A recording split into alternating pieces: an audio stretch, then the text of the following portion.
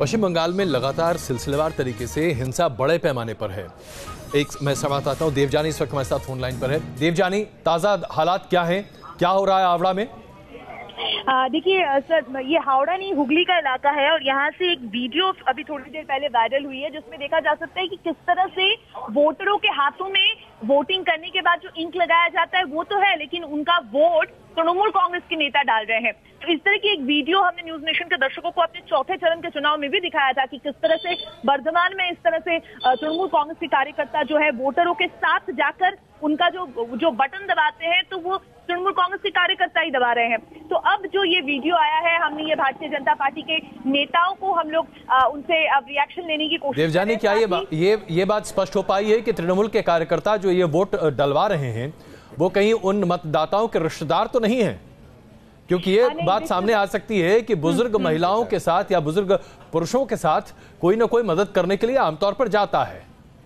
बिल्कुल सही बात है, लेकिन यहाँ पे मामला थोड़ा दूसरा है। यहाँ पे बुजुर्ग लोग एक नहीं कई लोग पहुंच रहे हैं और सबका यही कहना है कि उनका जो वोट है उन्होंने नहीं डाला है, बल्कि तृणमूल कांग्रेस के एक लोकल नेता है उन्होंने डाला है, जो कि राजपाल सिंह के काफी करीबी नेता माने जाते हैं। महाराजा नाग उनका नाम है। अब इसकी पुष्टि करने के लिए अभी फिलहाल जो इलेक्शन कमीशन के पास इस वीडियो को भेजने की बात कह रही है भारतीय जनता पार्टी। एक तस्वीर जो हम देवजानी देख पा रहे हैं उसमें ऐसा दिखाई दे रहा है कि जो बुजुर्ग महिला है शायद वो वोट करने में ज्यादा सक्षम है नहीं, इसलिए ऐसा हो सकता है कि वो अपने साथ किसी को ले गई हो मदद करने के लिए और जिस नेता को वोट डालना चाहती थी उस पार्टी को, उस नेता को वो वोट डलवा रही है। क्या ये बात हो सकती है या फिर इस तरह के कई मामले हैं और इस तरह से कई लोग ऐसे पहुंच रहे हैं वहां पर?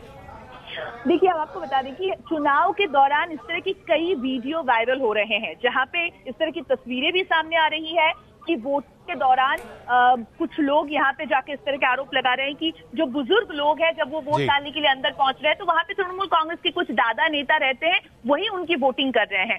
तो अब जैसा हमने आपको बताया कि ये अभी चुनाव आयोग के पास जाएगा इस खबर की पुष्टि के लिए, तभी ये बात साफ। बिल्कुल देवजानी, धन्यवाद इस जानकारी के लिए। मैं क्षमा चाहता हूँ इससे पहले कि ब्रेक ले एक बहुत छोटा जवाब बाल जी।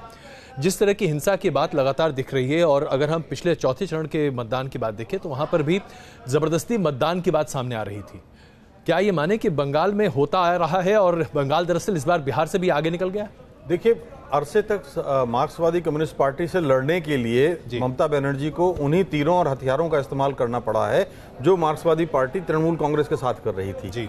तो तृणमूल कांग्रेस को भी जवाबी कार्रवाई में ऐसा करना पड़ता है और पश्चिम बंगाल में हिंसक जो माहौल बना है, माफ कीजिए, ये कई साल तक अभी जारी रहेगा। बिल्कुल, हम यहाँ पर एक छोटा सा ब्रेक ले रहे हैं। बन रही हमारे साथ, तुरंत वापस आते हैं हमारी इस विस्तृत कवरेज के साथ।